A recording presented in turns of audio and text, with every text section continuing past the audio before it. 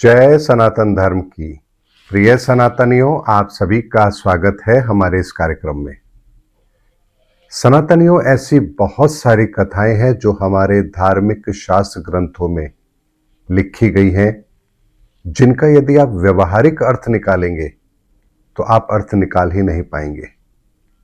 इसीलिए आप संशय में ना रहे, इसीलिए आपके सामने कुछ ऐसी दंत कथाओं को रख दिया जाता है जिनको सुन करके आप श्रद्धा से उसे स्वीकार भी करते हैं, लेकिन सत्य से आप अनभिज्ञ भी रहते हैं। ऐसे ही बहुत सारे प्रसंग हमारे धार्मिक शास्त्र ग्रंथों में दिए गए हैं, जिनके संदर्भ में हम श्रद्धा तो रखते हैं, लेकिन जिसके पीछे के सत्य को हम नहीं जानते हैं। और क्यों नहीं जानते हैं? क्योंकि जो सत्य है उसे रखने का कार्य जिन लोगों के जिम्मे है, उन्हें ही अगर सत्य ना पता हो तो फिर सत्य आपके सामने आएगा कैसे? लेकिन सनातनियों, ऋषियों का काम ही होता है इस ब्रह्मांड के सत्य को आपके सामने प्रकट करना और उस रूप में प्रकट करना जहां वो आपके लिए हितकर हो और आपके लिए आपको लाभान्वित करने वाला हो। इसीलिए आप लोगों की बहुत सी अवधारणाएं हैं। आप ईश्वर के प्रति विश्वास भी रखते हैं, लेकिन जानते हैं ये कोई भी बात जो धार्मिक शास्त्र ग्रंथों में कही गई है या किसी भी दृष्टांत के रूप में आपके सामने है, इसके पीछे का रहस्य बहुत ही गहरा है। और आज ऐसे ही एक रहस्य से पर्दा उठाकर आप लोगों के सामने सत्य रख रहा हूं, जिस बात की गंभीरता को आप बहुत आसानी से समझ पाएंगे। आपने सुना है भगवान विष्णु के बारे में। भगवान विष्णु क्षीर सागर में लेटे हैं, शेषनाग की शैया है और नील वर्ण है। आखिर नील वर्ण क्यों है? नीला रंग ही क्यों? क्योंकि नीला रंग इस प्रकृति के उत्पन्न होने का वो सूत्र है, यानी इस प्रकृति के उत्पन्न होने में नील वर्ण का बहुत बड़ा रोल है। ये नीला रंग ही है जो इस प्रकृति के सर्वप्रथम प्रथम ऊर्जा को उत्पन्न करने की शक्ति अपने अंदर समाहित किए हुए है। इसीलिए भगवान विष्णु को नील वर्ण का दिखाया गया है, क्योंकि ये नीला रंग ईश्वरीय ऊर्जा का प्रतीक है। ये ईश्वरीय ऊर्जा है और इसीलिए भगवान विष्णु को सृष्टि का पालनहार कहते हैं, क्योंकि ये नील वर्ण ही है जो संपूर्ण सृष्टि को चलायमान रखने में अपनी महत्वपूर्ण भूमिका निभाता है।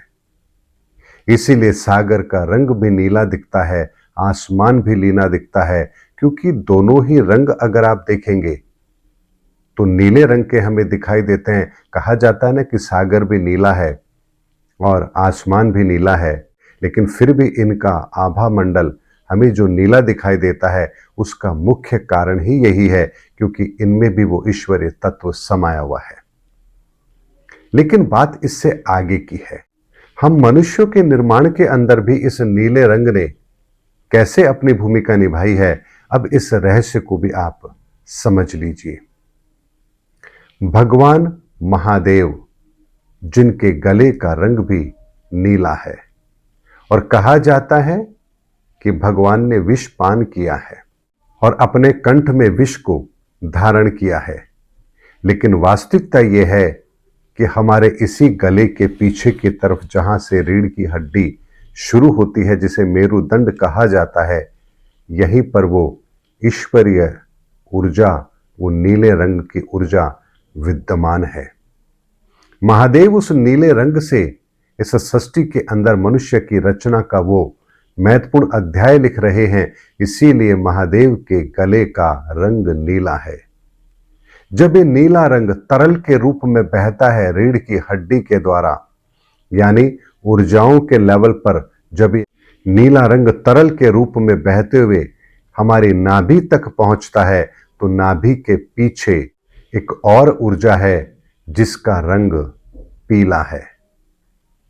तो पुरुषों के अंदर, नर के अंदर ये नीला रंग जब बहते हुए नीचे नाभि के पीछे मध्य में पहुंचता है तो वहां जो पीला रंग है उसके संपर्क में आने पर यह रंग हरे रंग में परिवर्तित हो जाता है।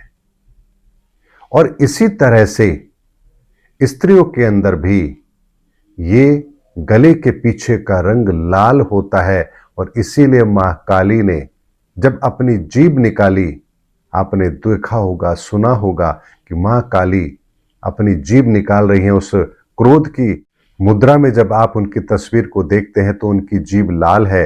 ये लाल रंग उनके इसी ऊर्जा का प्रतीक है, क्योंकि महादेव की ऊर्जा और काली की ऊर्जा से ही इस सृष्टि के अंदर हम जीवों की उत्पत्ति हुई है। इसीलिए मां काली की जीभ को लाल दिखाया गया, क्योंकि जीभ भी हमारे इसी गले के हिस्से से ही आरंभ होती है।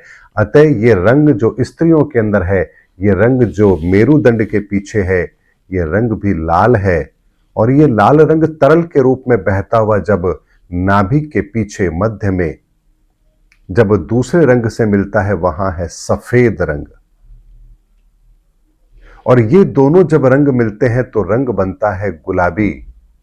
और जब गुलाबी रंग और हरा रंग, जब इन दो रंगों का मिलन होता है तो आप जानते हैं कौन सा रंग बनता है?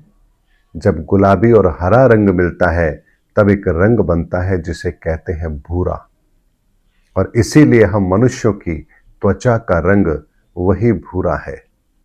और इन्हीं रंगों की प्रधानता से हम मनुष्यों को ये शरीर मिलता है और इस शरीर की त्वचा का रंग भी यही है, क्योंकि ये ईश्वरीय ऊर्जा से हमारे उत्पन्न होने का वो सनातन विज्ञान है जिसके बारे में हम नहीं जानते हैं।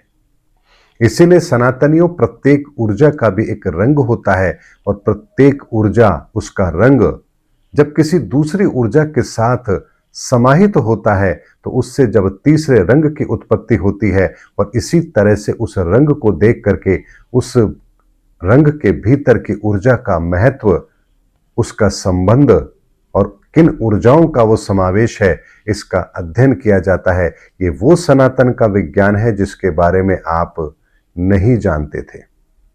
लेकिन फिर आपके मन में एक प्रश्न आएगा, लेकिन साउथ अफ्रीका के अंदर देखें तो वहां तो लोग काले होते हैं, पश्चिम के अंदर देखेंगे तो आपको लोग गोरे दिखाई देंगे।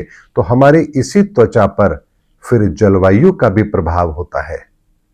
जब हम गर्म स्थानों पर रहेंगे तो हमारी त्वचा का रंग काला होगा, और अगर हम ठंडे प्रदेशों में रहेंगे तो हमारी ये त्वचा गोरी होती है। और यही त्वचा का भेद हमें इस धरती पर दिखाई देता है। लेकिन जो लोग मध्य में रहते हैं उन सब की त्वचा का रंग भूरा ही होगा। लेकिन एक महत्वपूर्ण प्रश्न यहां पर और आता है कि अत्यधिक गर्मी होने पर हमारी त्वचा का रंग काला क्यों होता है? तो यहां पर भी एक ज्योतिष का विज्ञान आपको रहस्य उसका उद्घाटन करके देता है। आपने सुना होगा सूर्य के पुत्र हैं शनि, और शनि का रंग है काला, और सूर्य की पत्नी छाया, उससे ही शनि उत्पन्न हुए हैं। तो यहां जो ये दंत कथा दी गई है, ये भी इस ऊर्जा के निर्माण के साथ एक सत्य को अपने अंदर छिपाए हुए है। अब इस बात की गंभीरता को भी समझिए। सूर्य अर्थात उष्मा, अर्थात गर्मी, अर्थात अग्नि। जब अग्नि जलती है और आप उसके ऊपर कोई पात्र रख देते हैं, छाया कर देते हैं, तब वहां काले रंग का धुआं बनता है। और उस काले रंग के धुएं से एक काले रंग का निर्माण होता है। अर्थात उस सूर्य से जब आप छाया के द्वारा उस अग्नि को रोकते हैं तो वहां जो रंग उत्पन्न होता है वो काला रंग होता है। और काला रंग इस ब्रह्मांड का रंग है, और इस काले रंग को ही हम शनि के रूप में देखते हैं। अर्थात सूर्य के और छाया के द्वारा ही शनि की उत्पत्ति, अर्थात उस काले रंग की उत्पत्ति। यानी हमारे शास्त्रों के अंदर जो कुछ भी कहा गया है उसके पीछे बहुत गहरा विज्ञान है, सनातन का विज्ञान है। वो विज्ञान है जिस विज्ञान को हम समझना चाहे तो हमें संसार के इस प्रकृति के सारे रहस्य समझ आते हैं, तो हम अपने जीवन को बहुत ही बेहतर तरीके से व्यवस्थित कर सकते हैं। इसीलिए हम मनुष्य की उत्पत्ति के अंदर भी ऊर्जाओं का कितना बड़ा संसार काम करता है, और इस पूरे विज्ञान को हमारे सामने सरलतम शब्दों में इसलिए रखा गया ताकि सत्य युगों युगों तक कायम रहे, और आप जब भी उस सत्य के नजदीक जाना चाहें तब ईश्वरी कृपा के द्वारा आप उस रहस्य को भी जान पाए। सोचिएगा, अगर ये दंत कथाएं हमारे बीच में नहीं होती तो हम इस सत्य को कैसे जान पाते। इसीलिए सत्य को छिपाने के लिए ऐसी दंत कथाओं के रूप में कुछ बात कही जाती है हमारे शास्त्रों के अंदर, ताकि जो खोजी हैं वो उस सत्य तक पहुंच जाएंगे, और जो खोजी नहीं है वो केवल और केवल उन दंत कथाओं को सुन करके ही अपनी श्रद्धा वहां रख देंगे। और यही है सनातन का ज्ञान और विज्ञान, जो आपको आध्यात्म के रास्ते पर जब आप चलते हैं तो आपको वैज्ञानिक पहलू देता है, आपकी समझ को वो तत्व ज्ञान देता है, जिस तत्व ज्ञान के द्वारा आप इस ब्रह्मांड को समझ पाते हो और इस ब्रह्मांड के रहस्य से पर्दा उठा पाते हो। उम्मीद करता हूं सनातनियों, आज के वीडियो मैंने कुछ ऐसी बातें आपके सामने रखी हैं जो ये स्पष्ट करने के लिए पर्याप्त है कि हमारे धार्मिक शास्त्र ग्रंथों में जो बात कही गई है उन बातों के पीछे कितना सनातन का ज्ञान विज्ञान छिपा है। इस बात की गंभीरता को हम अगर समझेंगे तो हम सत्य तक अवश्य पहुंच जाएंगे। उम्मीद करता हूं सनातनियों, मेरा वीडियो आपको जरूर अच्छा लगा होगा। अगले वीडियो में आपसे फिर भेंट होगी, तब तक हमारे चैनल पर बने रहिए।